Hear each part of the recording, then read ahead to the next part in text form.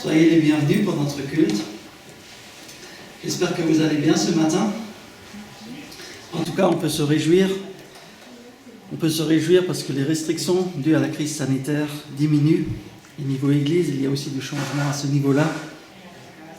Alexandre nous en dira plus tout à l'heure. Mais au-delà de ça, nous voulons, je crois, surtout nous réjouir de pouvoir venir à la rencontre de notre Seigneur. Nous venons célébrer Dieu, nous voulons l'adorer.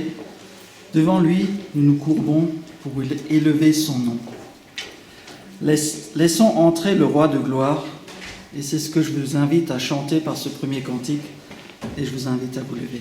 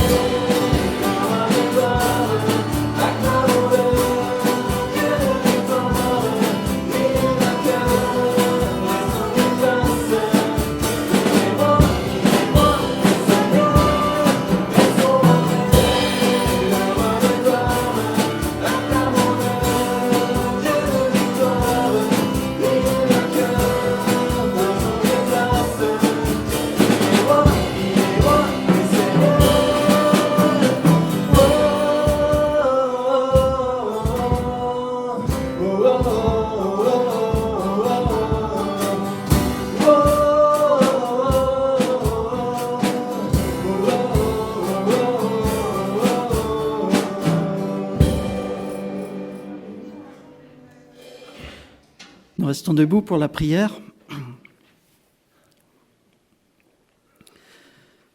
Oui, Seigneur, c'est vrai, nous voulons te donner la place qui t'est due, Seigneur, c'est-à-dire la première.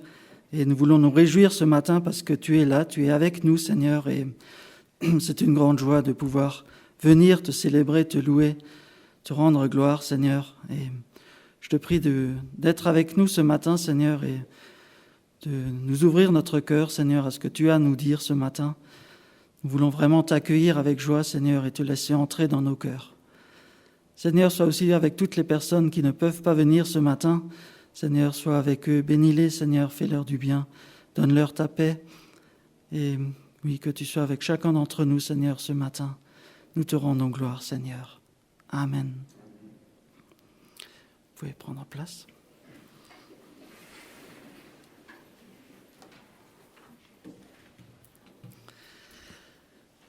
Il y a quelques semaines, j'étais en déplacement dans le Loiret, tout près des Châteaux de la Loire.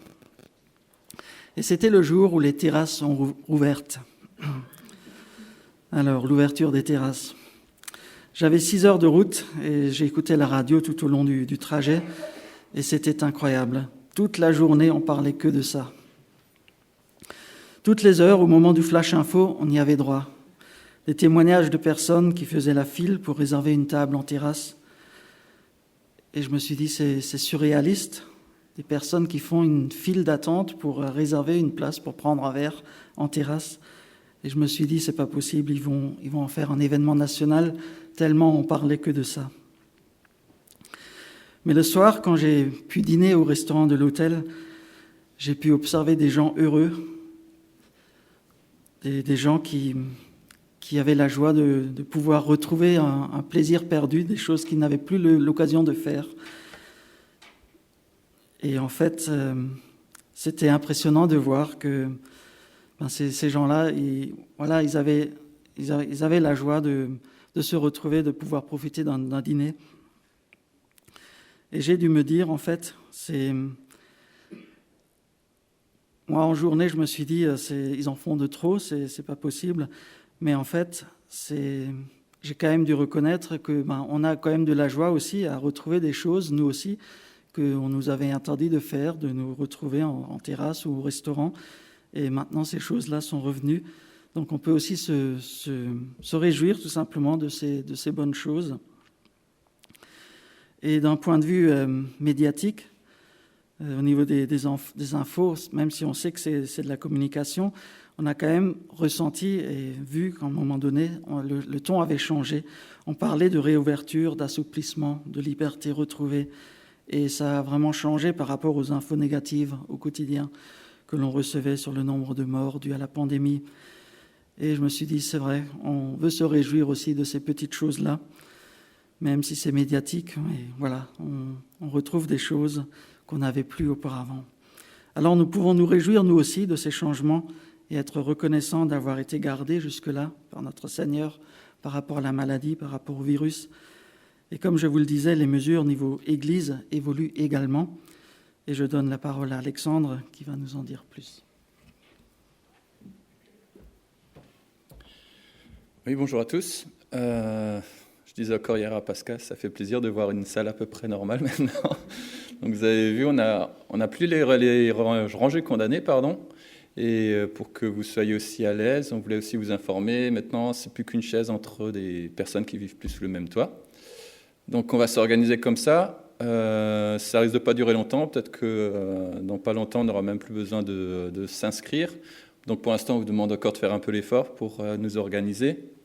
Pour le port du masque, rien ne change pour l'instant. Donc à l'intérieur comme à l'extérieur, on va le garder, en tout cas sur le terrain de l'église.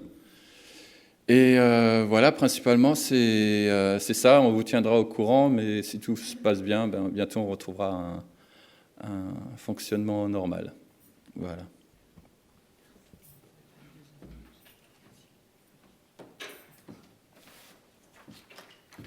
J'en profite du coup pour la deuxième annonce.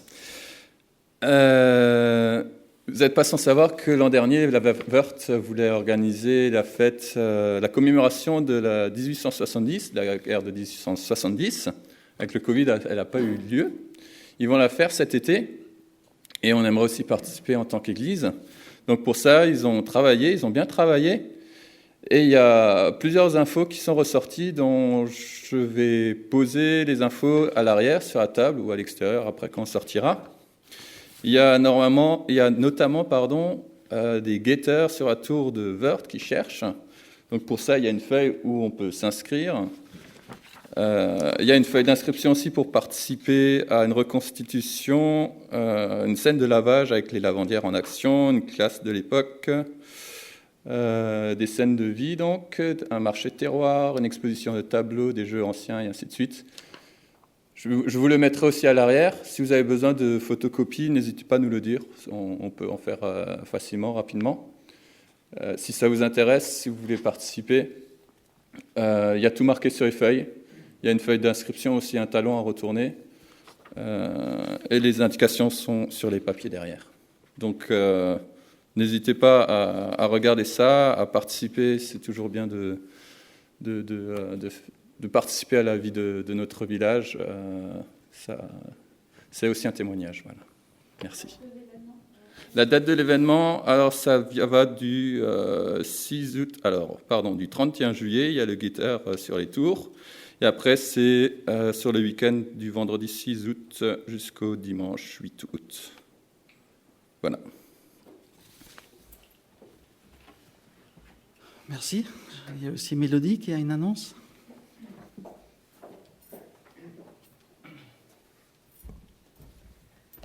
Oui, bonjour. Je reviens pour vous rappeler l'événement de la course des héros. Alors, pour ceux qui ne sont pas encore inscrits, je vous invite à vous inscrire. Je rappelle que vous pouvez soit marcher, soit courir. Il n'y a pas besoin d'être sportif. Je rappelle qu'il y a 3 parcours différents. Ça aura lieu le 27 juin, l'après-midi. Et il y aura 3 départs. L'un à 14h30, le deuxième à 14h45 et le troisième à 15h. Donc, vous pouvez choisir quelle heure vous correspond et vous convient le mieux.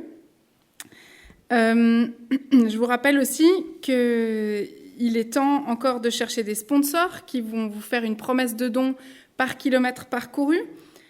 Donc pour l'instant, vous n'encaissez rien, c'est juste une promesse écrite sur laquelle il complète sur la petite feuille.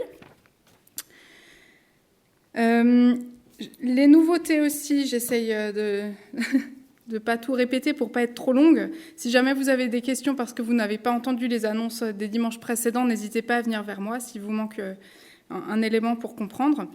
Nous avons reçu cette semaine de la part du CEL deux petits documents pour présenter leur travail. Alors je vous invite à vous servir et à pouvoir offrir ces documents aux personnes que vous sollicitez pour vous sponsoriser. Donc celui qui est en format carré présente le travail du CEL de façon tout à fait générale, avec un peu d'histoire sur leur mission, leurs valeurs, etc. Donc ça évoque aussi notamment le parrainage d'enfants, que vous connaissez certainement, qu'on soutient aussi à travers Emmanuel au Ghana. Et puis le deuxième, qui est plutôt en format portrait, est plus spécifique sur le projet que l'on veut soutenir avec la course des héros, qui est de lutter contre la malnutrition. Donc il y a beaucoup d'informations sur différents projets, sur différents besoins. Donc n'hésitez pas à partager ça, ça peut donner une idée plus précise à la personne qui vous soutient ou qui soutient votre enfant, surtout si c'est une personne qui n'est pas forcément de nos milieux, si vous sollicitez vos voisins par exemple, ou amis, collègues, qui ne connaissent pas encore cette mission, c'est vraiment de très bons documents que vous pouvez leur partager. Donc, n'hésitez pas, servez-vous. Comme les autres dimanches, on va remettre ces différents documents à la sortie sur une table. Donc, inscrivez-vous, servez-vous en flyer, en liste de sponsors, etc. Et dernière chose, à l'endroit où aura lieu la course, donc ce sera derrière les étangs de pêche à Wörth. On va installer des petites tonnelles pour installer un centre de départ et d'arrivée, puisque chaque parcours sont en boucle. Donc de là où on part, c'est aussi là qu'on revient. Et il y aura aussi une petite tonnelle pour un ravitaillement, on va dire, un petit goûter, de quoi se rafraîchir.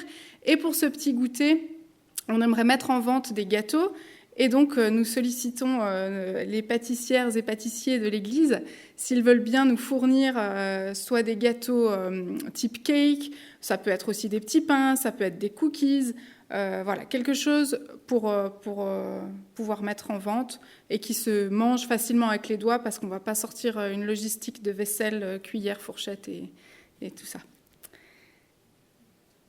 Voilà, je crois que j'ai tout dit. Si jamais, n'hésitez pas, s'il y a quelque chose qui vous échappe ou que vous ne comprenez pas, vous pouvez venir vers moi, ou sinon vers Christian, vers Sébastien, vers Alex, Karen, Pascal, voilà, on est plusieurs à maîtriser les infos précises. Merci.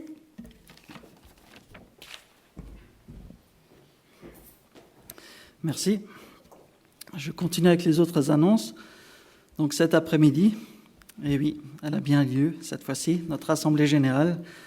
Après plusieurs reports, nous avons notre Assemblée Générale enfin cet après-midi à 16h30, accueil à partir de 16h15, donc pensez à vous inscrire sur le registre de présence avant le début de l'AG.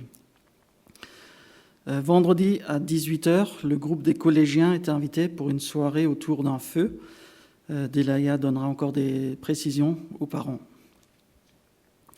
Dimanche prochain, notre culte à 10h, précédé d'une réunion de prière à 9h ici à l'église, de 9h à 9h45. Aujourd'hui, je vous encourage aussi à écrire un petit mot à Nathalie Portaz, qui fête son anniversaire. Ne les oublions pas, eux qui sont au loin. Faisons-leur un petit coucou, ça leur fera aussi plaisir. Voilà pour les annonces. Est-ce qu'il y aurait encore autre chose ? J'aurais oublié, non ? Sinon, je vous propose un temps de louange avec ces quelques chants. Tu étais là dès la création, Fils unique de Dieu, du Dieu très haut, les mystères de ta gloire révélés en toi, Christ, notre Seigneur. Je vous propose ce premier cantique, ô ce nom est si merveilleux, et pour ceux qui le souhaitent et qui le peuvent, on peut se lever. Merci.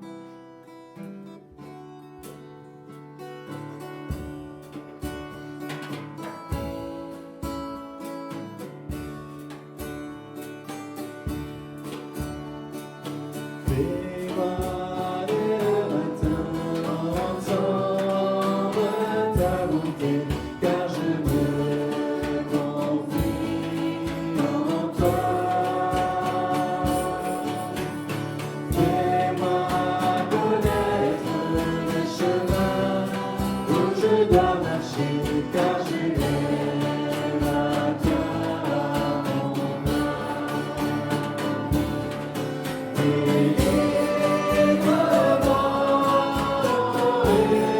éternel, auprès de toi, je cherche un refuge.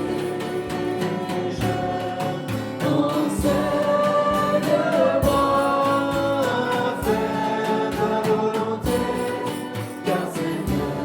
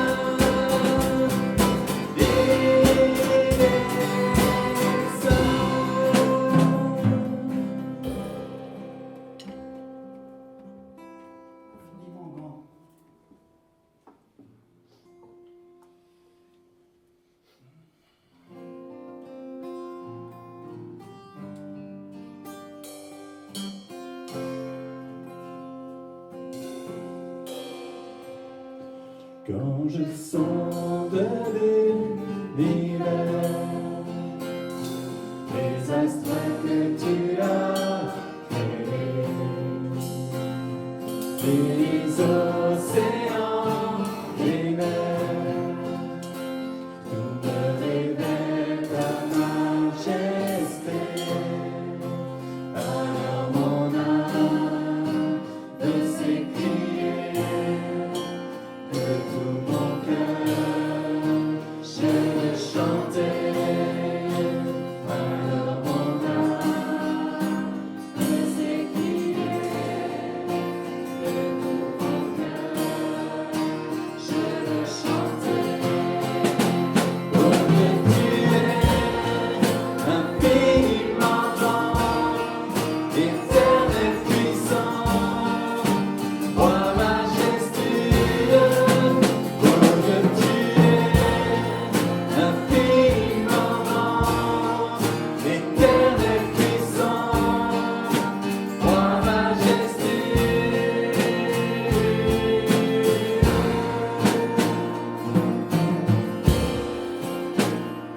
Quand je songe que tu as fait, que tout est mêlé à moi, que pour moi tu as tout créé, tout me révèle ta bonté. Alors mon âme peut s'écrier de tout mon cœur, je veux chanter. Alors mon âme peut s'écrier de tout mon cœur, je veux chanter. Oh Dieu, tu es infiniment grand, éternel puissant, roi majestueux. Oh Dieu, tu es infiniment grand, éternel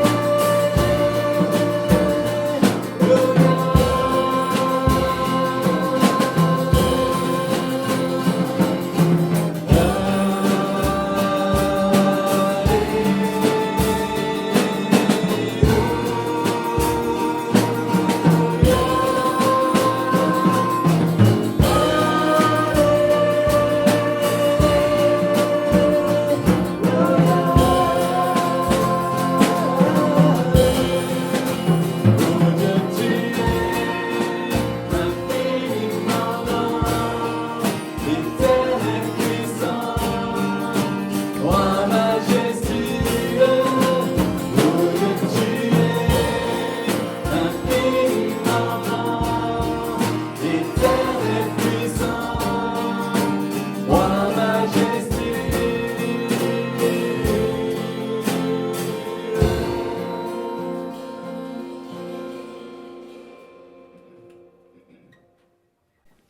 Oui, nous avons un grand Dieu. Vous pouvez prendre place.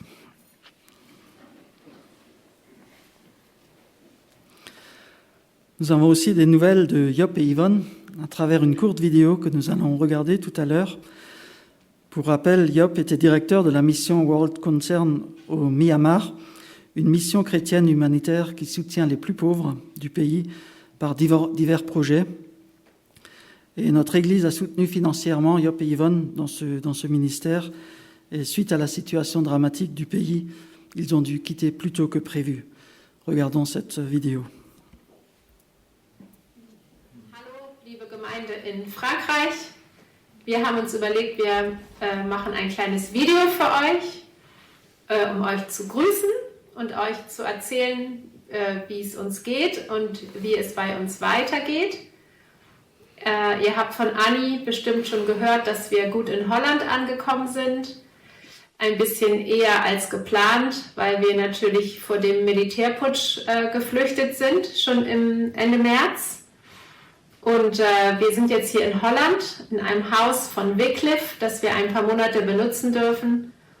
Und von hier aus suchen wir jetzt gerade ein Haus, wo wir dann einziehen können und echt permanent wohnen können. Und ja, es geht uns soweit gut. Wir sind natürlich immer noch traurig über die Situation in Myanmar und wir beten, dass es ja da auch schnell wieder besser wird. Ich möchte euch auch echt ganz herzlich danken für eure Gebete, auch eure Gebete für unsere Familie in dieser Zeit und ja überhaupt über so viele Jahre eure Unterstützung. Und jetzt lasse ich mal die anderen zu Wort kommen, die erzählen jetzt, was in der Zukunft bei uns so alles passiert. Joya. Also ich bin Joya, ich bin 15 und ich habe am Freitag meine Online-Schule von Myanmar fertig gemacht und dann gehe ich im August in eine neue internationale Schule hier in Holland. Und ich bin Tim und ich bin 18. Ich habe auch an dem Freitag meine Hochschule beendet und nehme jetzt ein freies Jahr, wo ich ein DTS mache in Norwegen. Und dann nächstes Jahr mache ich dann meine Schule weiter. Und ich bin Job und ich bin 55, fast, und mache jetzt nochmal einen ganz großen Wechsel. Als wir zurückkommen, jetzt von Myanmar nach Holland, auch beruflich. Ich werde ab 1. Juli jetzt bei Intersurf anfangen. Das ist auch die Organisation, mit Pascal und Camson weg waren. Da werde ich der Direktor für Intersurf Holland. Und in dem Sinne ändert dann auch unsere Arbeit oder meine Arbeit bei World Concern. Also brauchen wir auch die Unterstützung nicht mehr von der Gemeinde. Ich möchte nochmal ganz herzlich danken für die Verbundenheit mit der Gemeinde in Wörth und eure ganz treue Unterstützung im Gebet und auch den Finanzen. Und wir haben noch ganz viele gute Erinnerungen von den Begegnungen in der Gemeinde. Und wir wollen es auch nicht hierbei lassen. Wir würden gerne nochmal uns verabschieden, auch in der Gemeinde persönlich. Wobei jetzt mit Covid ist das noch schwierig, aber wir freuen uns schon, euch nochmal zu sehen, wenn wir dürfen natürlich. Und ja, bis dann nochmal ganz herzliche Grüße und ganz herzlichen Dank für euren Anteil in unserem Dienst in Asien. Ja. Okay. Tschüss. Tschüss.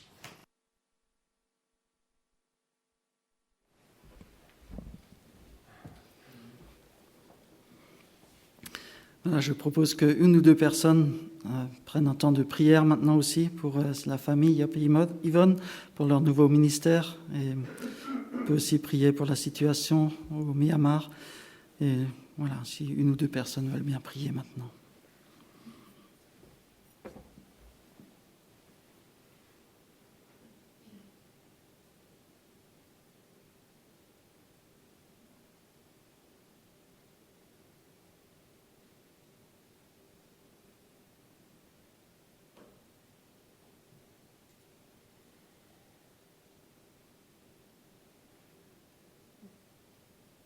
Seigneur Jésus, pour tes frères et sœurs qui te servent là où toi tu les es. Merci parce qu'ils ont à cœur de t'obéir et de te servir et d'aimer leur prochain. Merci Seigneur Jésus parce que oui, tu les as gardés, tu les as protégés jusqu'à ce jour. Seigneur Jésus, nous voulons vraiment te les remettre encore pour que tu puisses guérir leurs blessures et leurs souffrances. Et Seigneur Jésus, que tu puisses continuer à vraiment te glorifier au travers d'eux et les garder aussi dans ce nouveau ministère de Dieu et vraiment les aider à marcher dans tes voies, continuer, surtout pour les enfants, Seigneur, Joya et Tim, Seigneur. cadre des renseignements. Merci Seigneur Jésus, parce que tu as promis de prendre soin de nous.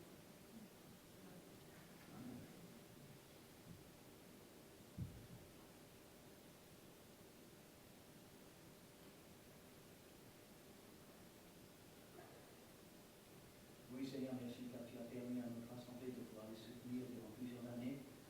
Seigneur, merci pour leur engagement. Seigneur, merci pour tout ce qu'ils ont pu vivre, mais aussi merci pour leur protection. Merci car ils ont pu revenir, Seigneur, sains et saufs, Seigneur. Et merci car tu as aussi prévu un autre travail pour Job. Seigneur, accorde-lui beaucoup de sagesse pour ce nouveau travail et renouvelle et bénis, Seigneur, toute sa famille. Vivre pour toi, aide-le à marcher avec toi jour après jour.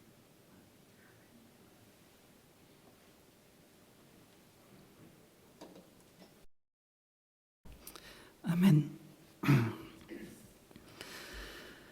Voilà. Pardon. Nous avons chanté, nous avons loué notre Seigneur ce matin et nous allons tout à l'heure aussi prendre la Sainte Seine et nous voulons aussi le faire de manière authentique et vivre l'acte que nous faisons. Et pour introduire aussi ce moment, je vous propose ce chant, « Quand j'ai vu tes mains ».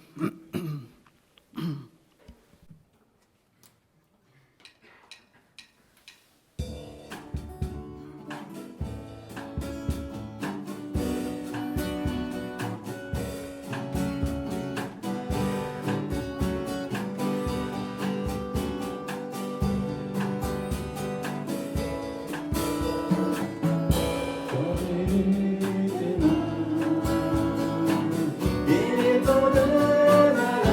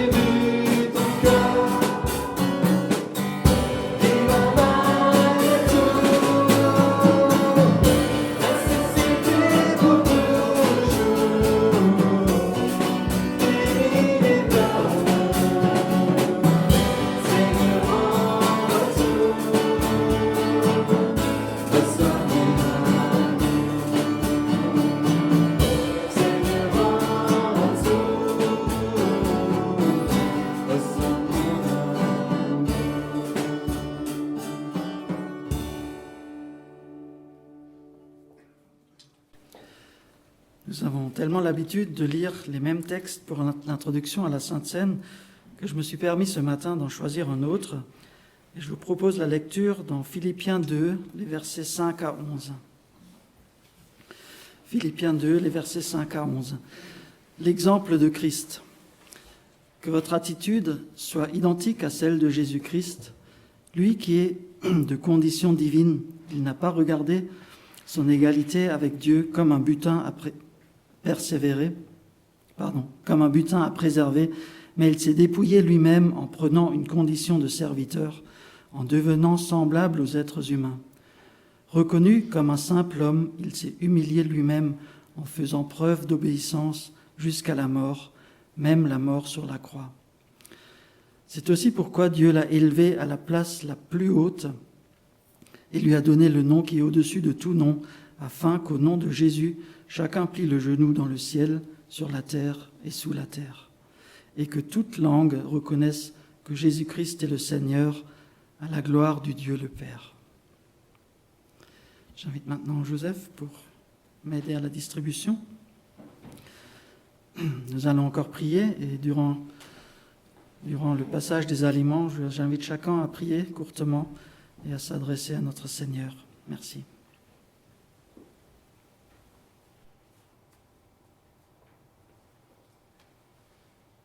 Seigneur, je te remercie pour tout ce que tu as fait sur la croix pour nous, Seigneur. Merci, Seigneur, parce que ton sang nous a purifiés de tout péché, Seigneur. Merci, Seigneur, pour ce grand sacrifice.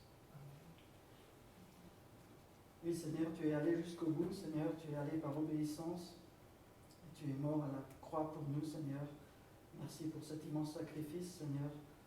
Et nous voulons ce matin nous remémorer cela, Seigneur, et savoir que tu es allé au bout, Seigneur, et tu nous as rendu possible que nous ayons accès au Dieu le Père, Seigneur, et à la vie éternelle grâce à ton sacrifice sur la croix.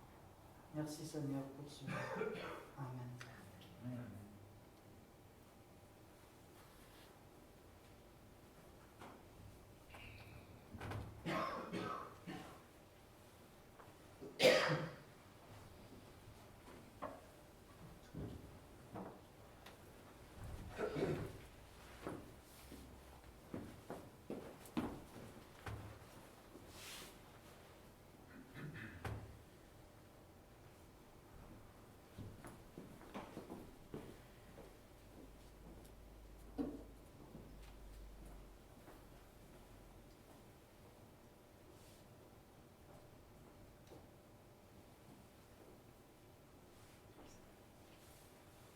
Nous ne sommes pas dignes de regarder vers toi, mais heureusement tu t'es allé jusqu'à nous.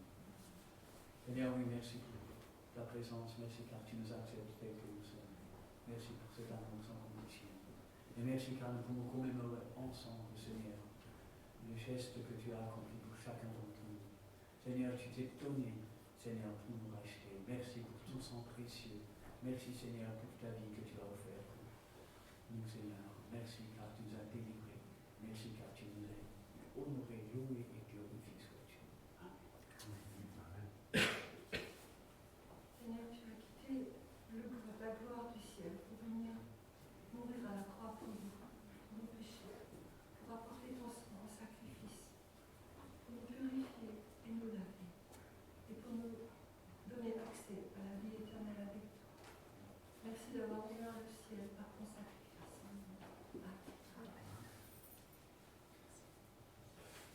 Oui, Seigneur Jésus, reçois mon adoration, reçois mon amour. Seigneur, toi qui es saint, toi qui es sans péché, c'est vrai que tu as quitté cette gloire et tu t'es laissé briser, humilié. Seigneur, pour moi, merci pour cette nouvelle vie que tu offres.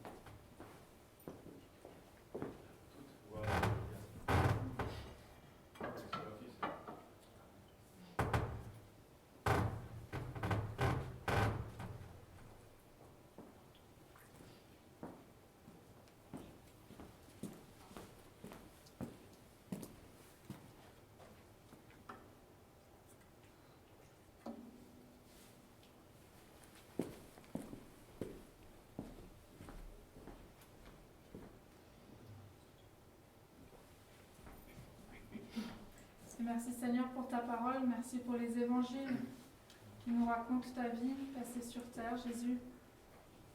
Merci pour ces nombreux exemples de ton amour en action. Merci pour cet exemple parfait que tu es dans ta façon d'aimer, dans ta façon de servir, dans ta façon d'obéir. Et aide-nous chacun dans nos vies à te prendre pour exemple et à chercher toujours à faire mieux pour ta gloire et pour t'honorer. Et merci parce que tu nous équipes de ton esprit et que nous pouvons compter avec cette aide si précieuse et si puissante aussi. À toi revienne toute la gloire. Amen.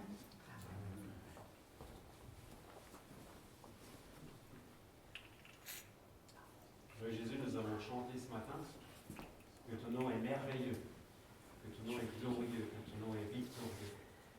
Et ce matin encore, nous pouvons nous rappeler au travers de cette scène que c'est vrai, tu nous as aimés d'une manière incroyable et je veux te dire merci pour cet amour à mon égard, à notre égard. C'est vrai, ton nom est au-dessus de tous les noms et tu es celui qui mérite notre louange. Toi seul, tu mérites notre louange, notre adoration. Pour qui tu es et pour ce que tu as accompli, ce que tu vas encore faire, Seigneur. Merci pour cette espérance en toi que nous avons aussi. Qu'un jour, nous te verrons face à face. Et merci parce que tu demeures fidèle et tu es fidèle à tes promesses et nous pouvons nous appuyer sur tes promesses. Sois adoré. Oui, toi, ce Dieu proche, ce Dieu qui vit en nous à travers ton esprit. Amen. Amen.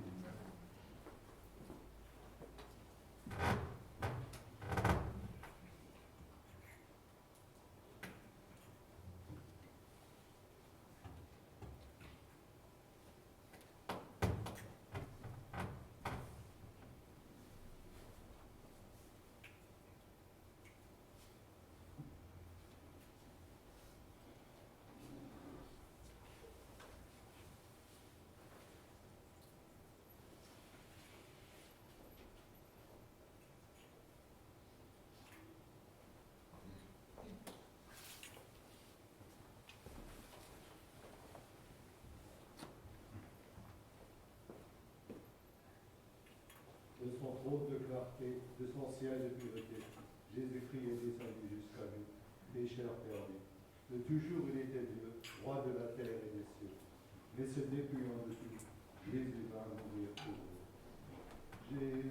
Jésus-Christ, le Seigneur, il est sorti du tombeau, il est un cœur.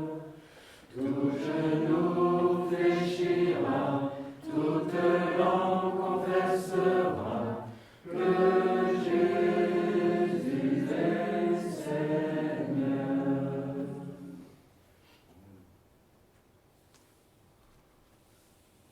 Seigneur, oui, merci parce que tu nous as aimés le premier.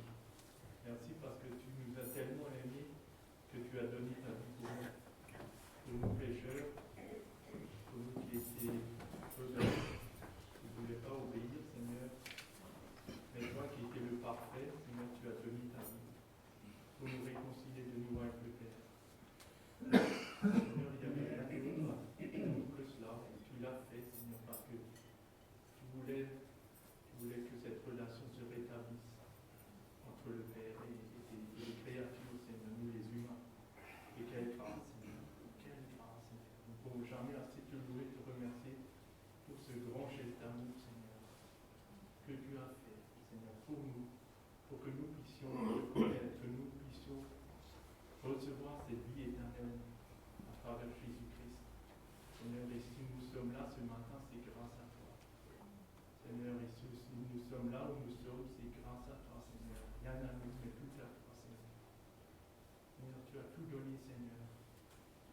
Et Seigneur, nous voulons t'adorer, te rendre toute la gloire qui te revient de nos cœurs, Seigneur. Et toujours élever ton nom au-dessus de tout, comme ça a déjà été dit, Seigneur. Ton nom est le plus beau nom, le plus précieux nom de Jésus-Christ. Gloire à toi. Amen. Amen.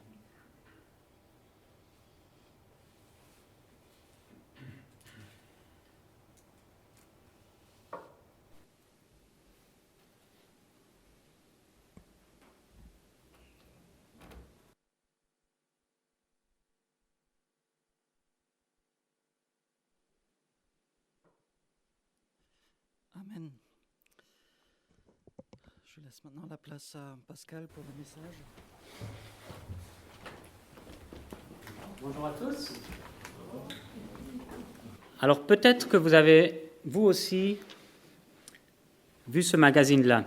Il a été distribué dans nos boîtes aux lettres. C'est Tout l'Alsace, magazine de la collectivité européenne de ce mois de juin.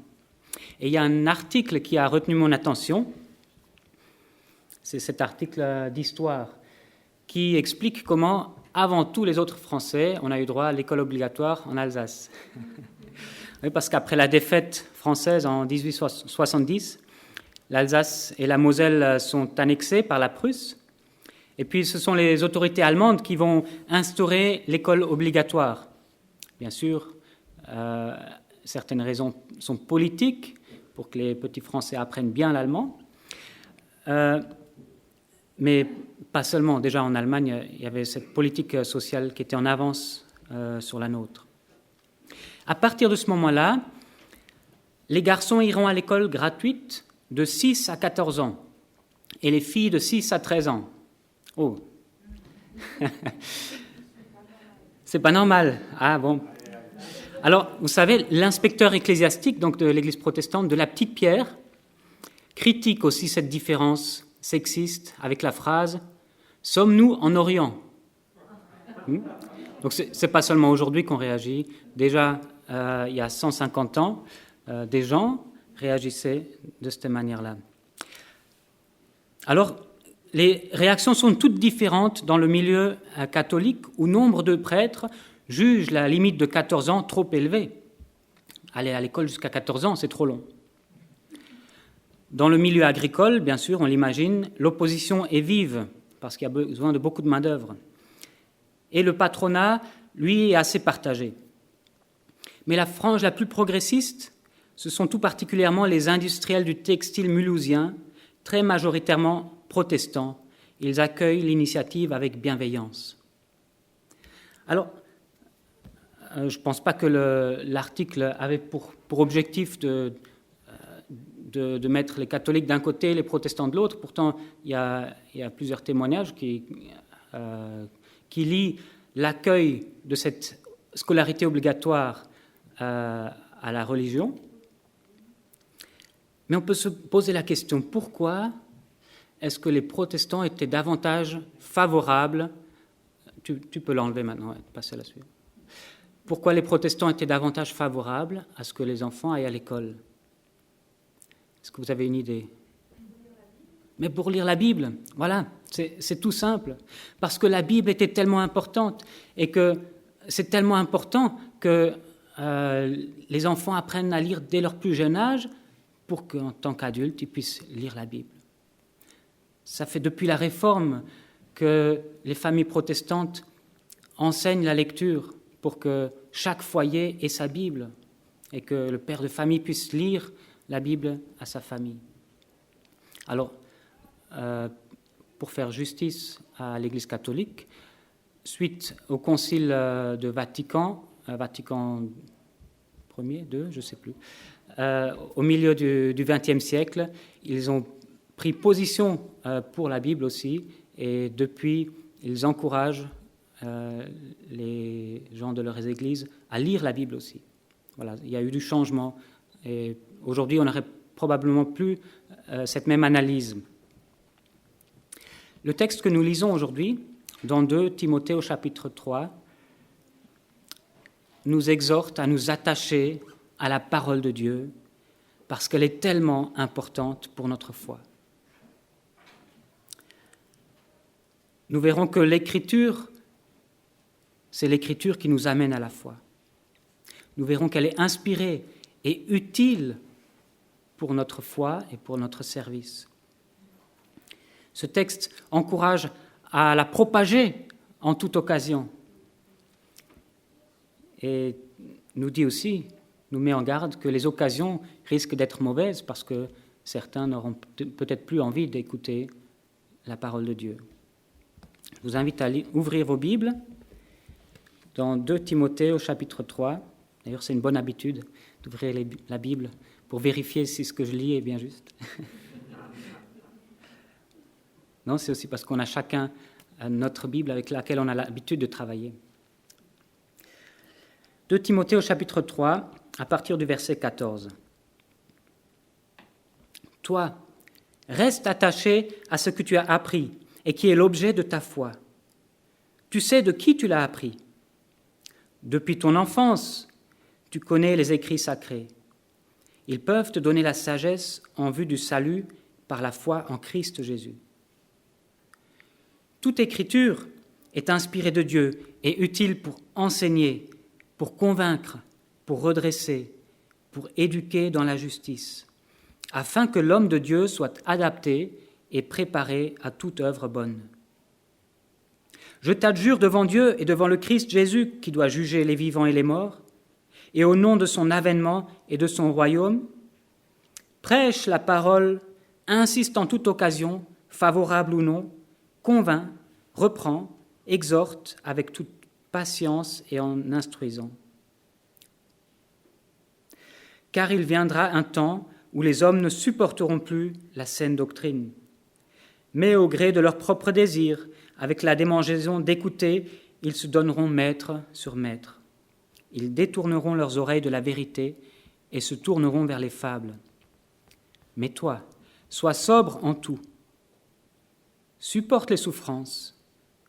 Fais l'œuvre d'un évangéliste. Remplis bien ton service. L'Écriture nous amène à la foi, dit l'apôtre Paul. L'apôtre Paul vient d'exhorter Timothée, son disciple, celui qu'il a enseigné et à qui il lègue un ministère. Il vient de l'exhorter à suivre son propre exemple et à souffrir pour le ministère. Et maintenant, il lui demande de rester attaché à ce qu'il a appris. Alors, ce qu'il a appris ne vient pas, premièrement, de Paul. Ce que Timothée a appris lui a été enseigné par sa mère et par sa grand-mère. Même si son père était grec, sa mère et sa grand-mère ont fait ce ministère d'enseignement auprès de ce jeune Timothée. Ils lui ont appris à lire et à comprendre les rouleaux de la Torah, c'est-à-dire l'Ancien Testament. Ici, cet Ancien Testament, ces rouleaux de la Torah sont désignés par le terme « les écrits sacrés ». Donc les écrits qui appartiennent à Dieu, qui sont consacrés à Dieu. On trouve dans le début de l'épître Paul qui mentionne justement la mère et la grand-mère. « Je garde aussi le souvenir de la foi sans hypocrisie qui est en toi et qui habita d'abord dans ton aïeul Loïs et dans ta mère Eunice. Comme j'en suis persuadé, elle habite aussi en toi. » Timothée a donc reçu un héritage précieux. Dès sa plus jeune enfance, il a appris la volonté de Dieu qui est révélée dans sa parole. C'est un héritage écrit auquel il faut rester attaché parce qu'il peut nous conduire au salut en Jésus-Christ. Et les Juifs avaient bien compris, ils avaient bien entendu cet ordre de Dieu d'enseigner leurs enfants. C'est un ordre qu'ils ont reçu en Deutéronome, chapitre 6.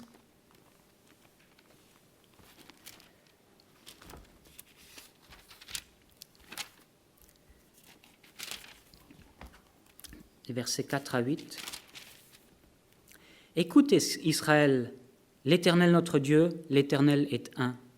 Tu aimeras l'Éternel ton Dieu de tout ton cœur, de toute ton âme et de toute ta force. Et ces paroles que je te donne aujourd'hui seront dans ton cœur. Tu les inculqueras à tes fils et tu en parleras quand tu seras dans ta maison, quand tu iras en voyage, quand tu te coucheras, quand tu te lèveras.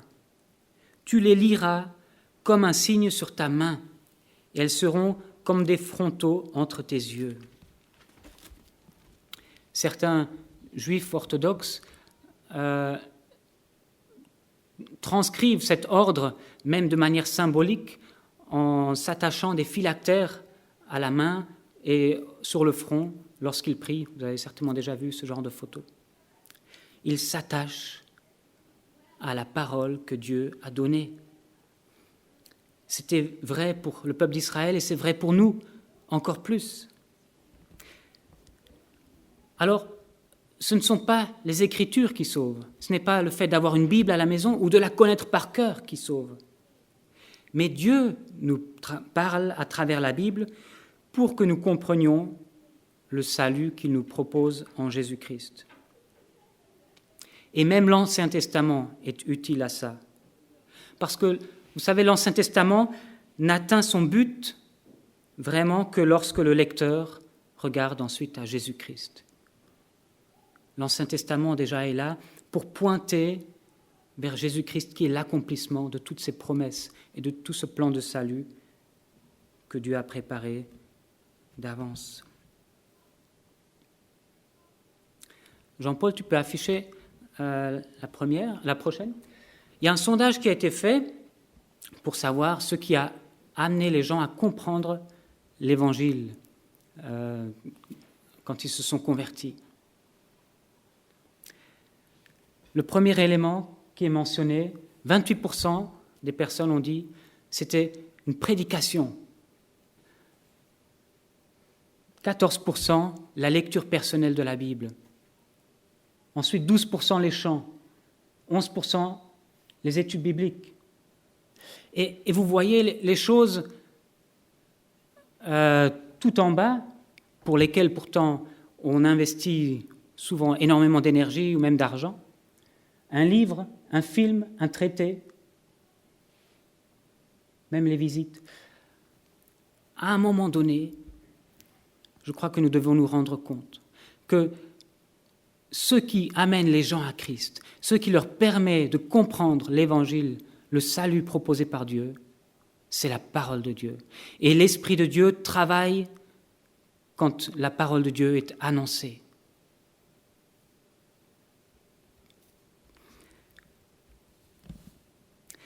C'est donc important d'enseigner la parole à nos enfants, en famille, aux jeunes, dans tous les groupes de rencontres de l'Église, elles devraient être importantes. Il est important de la rappeler aux adultes et même aux personnes âgées. Nous devons y rester attachés notre vie durant.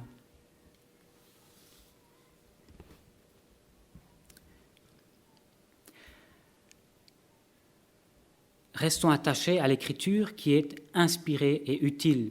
Je relis les versets 16 et 17. Toute Écriture est inspirée de Dieu et utile pour enseigner, pour convaincre, pour redresser, pour éduquer dans la justice, afin que l'homme de Dieu soit adapté et préparé à toute œuvre bonne. Alors je me souviens que ce verset-là, je le comprenais de travers, parce qu'il y a marqué « Toute Écriture est inspirée de Dieu ». Et je me demandais si ça concernait tout ce qui est écrit, tous les livres, les magazines. Visiblement non, donc je ne savais pas trop comment comprendre ces versets. Le terme « écriture », qui est au singulier ici, parfois ailleurs au pluriel, c'est l'expression qui désigne la plupart du temps dans le Nouveau Testament les Écritures, donc l'Ancien Testament. Donc il ne s'agit pas de n'importe quelle écriture, mais bien de l'Ancien Testament. Il y a un autre terme qui est beaucoup utilisé, c'est « parole de Dieu ». Mais « parole de Dieu » est moins utilisé quand il s'agit de citation ou de lecture, plutôt en lien avec une proclamation ou avec son écoute. Alors que le terme « écriture » est utilisé quand un auteur du Nouveau Testament fait une citation de l'Ancien, quand il dit qu'elle est accomplie, quand il parle de la lecture. Mais on voit que le terme « écriture » ne désignait pas que l'Ancien Testament, parce que les auteurs du Nouveau Testament avaient déjà conscience qu'ils étaient en train d'écrire des textes qui se rajouteraient à l'Ancien Testament. Par exemple, l'apôtre Pierre, dans 2 Pierre chapitre 3, il parle de l'apôtre Paul. « Comme notre bien-aimé frère Paul vous l'a aussi écrit selon la sagesse qui lui a été donnée, C'est ce qu'il fait dans toutes les lettres où il parle de ces sujets et où se trouvent des passages difficiles à comprendre, dont les personnes ignorantes et mal affermies tordent le sens, comme elles le font du reste des Écritures. L'apôtre Pierre dit ici que les écrits de Paul ont cette valeur d'écriture, et il dit c'est pareil du reste des Écritures. Donc ça montre bien que pour l'apôtre Pierre, les lettres de Paul faisaient déjà partie de la parole de Dieu, des Écritures inspirées. Alors l'inspiration, qu'est-ce que c'est ? On va faire un petit exercice. À travers vos masques, vous allez maintenant prendre une grande inspiration. Voilà. Vous pouvez relâcher. Pour ce geste-là, on utilise le verbe inspirer. Maintenant, vous allez souffler un grand coup. Ça, c'est l'expiration. Eh bien, le mot traduit ici par inspirer est un mot qu'on retrouve qu'ici dans le Nouveau Testament et qui veut dire en fait expirer par Dieu, souffler par Dieu. La parole a été par Dieu. D'accord ? L'apôtre Pierre décrit aussi le lien entre l'auteur divin et l'auteur humain. 2 Pierre, chapitre 1, verset 20. « Avant tout, sachez qu'aucune prophétie de l'Écriture ne peut être l'objet d'interprétations particulières, car ce n'est nullement par une volonté humaine qu'une prophétie a jamais été présentée, mais c'est poussé par le Saint-Esprit que des hommes ont parlé de la part de Dieu. » L'inspiration des textes bibliques, c'est la collaboration entre l'Esprit de Dieu et les auteurs humains pour écrire ces textes bibliques. C'est Dieu qui est à l'initiative, c'est lui qui a soufflé. Et ce ne sont pas seulement ses idées, mais les paroles qui ont été captées par les écrivains. Et pourtant, chaque auteur a transmis cela avec son style, avec son propre vocabulaire, et même avec ses propres fautes d'orthographe. Ils ont transmis ce que Dieu a expiré. Il faut bien sûr distinguer entre les passages où il est clairement dit « Dieu dit » ou « l'Éternel parla ainsi », qui sont des paroles directes reçues de Dieu, et le reste du texte, qui peuvent être des narrations, même de la poésie, ou même des dialogues avec des gens qui n'aiment pas Dieu et qui disent des choses fausses. Mais on comprend que l'ensemble, toutes ces paroles dans leur contexte, on comprend que Dieu veut nous parler à travers ces paroles-là dans toute l'Écriture. Ce qu'il faut retenir, c'est que tous les textes que nous avons dans les Écritures, Dieu voulait qu'elles y soient pour nous. Et parce que toute l'Écriture est inspirée, nous parlons de l'inhérence de la Bible, c'est-à-dire inhérent sans erreur. Alors c'est vrai qu'au fil des années, il y a eu quelques erreurs de copie, et nous avons des manuscrits différents qui varient de l'un à l'autre. Il ne faut pas avoir peur de le dire. Mais quand on étudie ces variations, ce qui saute aux yeux, donc les manuscrits grecs et hébreux, ce qui saute aux yeux, c'est le sérieux avec lequel les textes ont été copiés. Les copistes n'y sont pas allés de leur propre initiative. Ils ont cherché à copier et ils ont fait des erreurs de temps en temps. Mais les erreurs sont minimes et ne modifient jamais le sens général. Et on n'a pas non plus de doctrine importante qui se base uniquement sur des textes où l'on ne sait pas exactement quel est l'original. Ça n'affecte donc pas notre foi. Alors, c'est peut-être un peu facile quand le texte biblique dit « Je suis inspiré par Dieu ». Ce n'est pas une preuve, quelque part, quand le texte biblique s'attribue cela soi-même. Pour certains, ça ne constitue pas un élément déterminant pour croire que c'est vrai.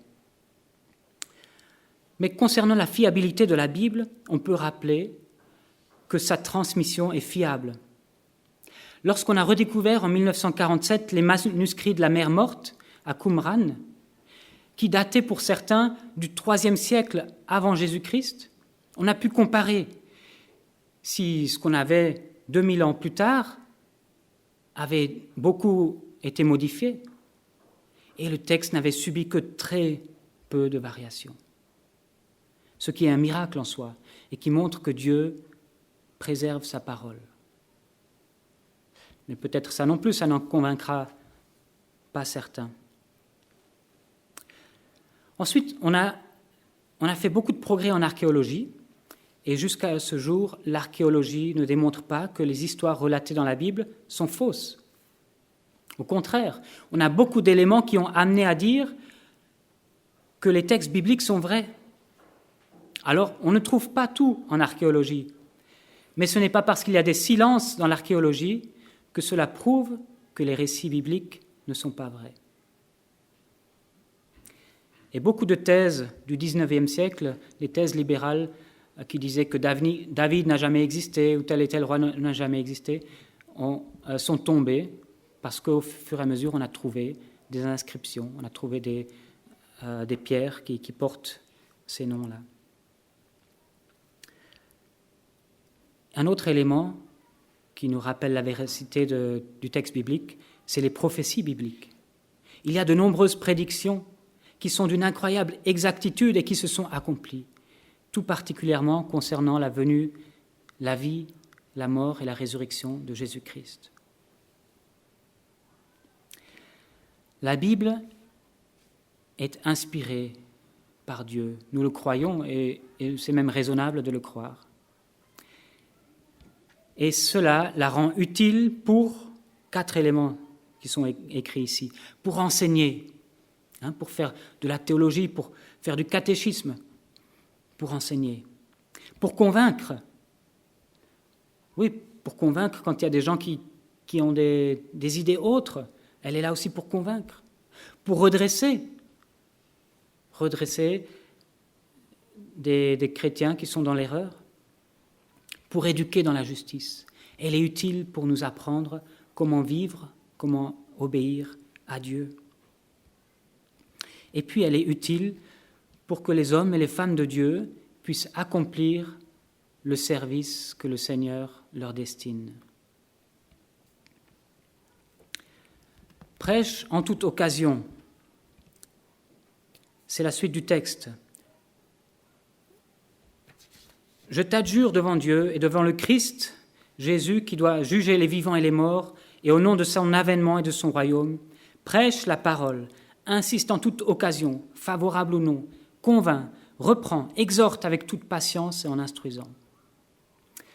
Je vais passer rapidement sur la fin de ce texte, mais cette exhortation est là pour qu'on ne néglige pas la prédication de la parole de Dieu. Et vous voyez que cette exhortation est solennelle, devant Dieu et devant Christ, et même au nom de son retour et du fait qu'il juge. Cette parole de Dieu, c'est le moyen que Dieu utilise pour parler à toutes les nations. Il est donc essentiel de le transmettre. Et quand Jésus nous envoie pour aller faire des disciples dans toutes les nations et les enseigner, c'est bien ça, ce commandement-là que nous ne devons pas négliger. Il y a certes des ministères particuliers, mais dans notre témoignage, nous pouvons tous utiliser la parole de Dieu pour l'annoncer. Et Paul dit même en toute occasion, favorable ou non. Alors j'ai une petite illustration ironique, je précise d'avance. Voilà. C'est un homme, l'homme en bleu, il vient pour aller aux toilettes. Et vous voyez, il y a plein de toilettes. Et il fait quelque chose qu'on ne fait jamais. Tout est vide et il va se mettre à côté du monsieur jaune qui est déjà aux toilettes. Et il lui dit, en anglais, donc c'est écrit, « Excusez-moi, monsieur, est-ce que vous auriez un moment pour parler à propos de notre Seigneur et Sauveur Jésus-Christ ?» Merci, tu peux l'enlever. C'est pas pour vous choquer. C'est simplement peut-être ironique pour montrer l'attitude qu'on a peut-être parfois eu, de dire en toute occasion, favorable ou non, c'est n'importe où, n'importe quand, même quand les gens ne sont pas prêts à entendre. Et je ne suis pas sûr que ce texte veuille dire ça. Parce que ailleurs dans le Nouveau Testament, on voit combien de soin est apporté pour que les gens soient prêts à entendre, pour que l'Évangile soit apporté d'une manière qui soit culturellement pertinente. C'est travaillé, les prédications de Paul sont travaillées. Ce que Jésus enseigne, ça parle aux gens. Il les fait asseoir. Et il y a d'autres moments dans l'action, il n'est pas en train de prêcher. Et peut-être qu'on a parfois utilisé ce texte-là pour balancer des versets n'importe où, à n'importe qui. Je ne suis pas sûr que ça fasse effet.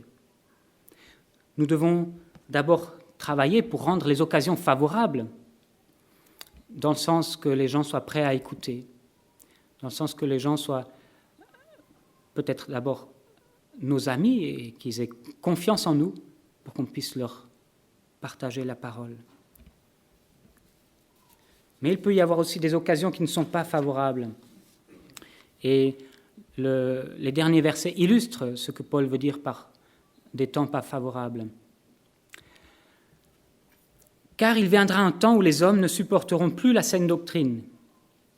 Juste pour dire, ce n'est pas un temps à venir, on y est déjà, et l'apôtre Paul y était certainement déjà aussi.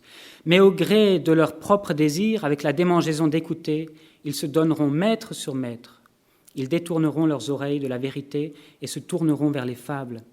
Mais toi, sois sobre en tout, supporte les souffrances, fais l'œuvre d'un évangéliste, donc de celui qui prêche l'évangile, remplis bien ton service. Je crois que toujours à nouveau, nous sommes confrontés à des exemples où les gens préfèrent entendre autre chose que la vérité de la parole. Et ça, c'est des occasions qui ne sont pas favorables a priori et où pourtant il faut insister avec la parole. Tout récemment, j'ai vu le classement des ventes de la librairie CLC et dans les 3 premiers livres, il y en a un. C'était le deuxième, ce n'était pas le premier, qui est un livre qui est écrit comme des rencontres, comme quelqu'un qui a été inspiré par ses temps d'intimité avec Jésus. Et je crois que ça, en fait, c'est un best-seller mondial, hein, depuis 10 ou 15 ans déjà. Et je crois simplement que ça démontre que les gens s'attachent vite à autre chose qu'à la parole de Dieu.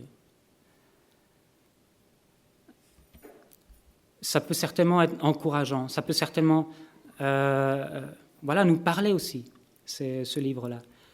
Mais je crois qu'avant tout, nous devons apprendre à nous attacher à la parole de Dieu.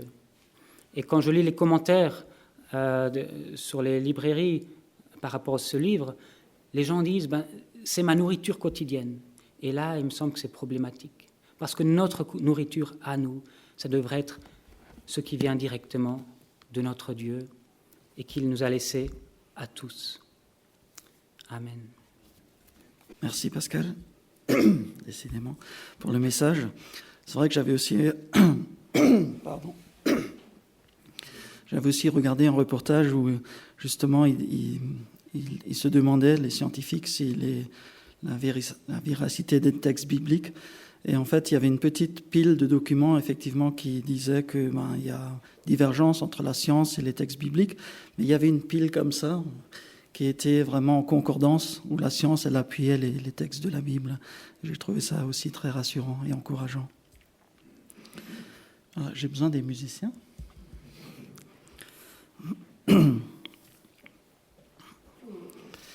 Et je vous invite à vous lever et nous terminons ce culte avec cette prière qui est la prière de notre Père.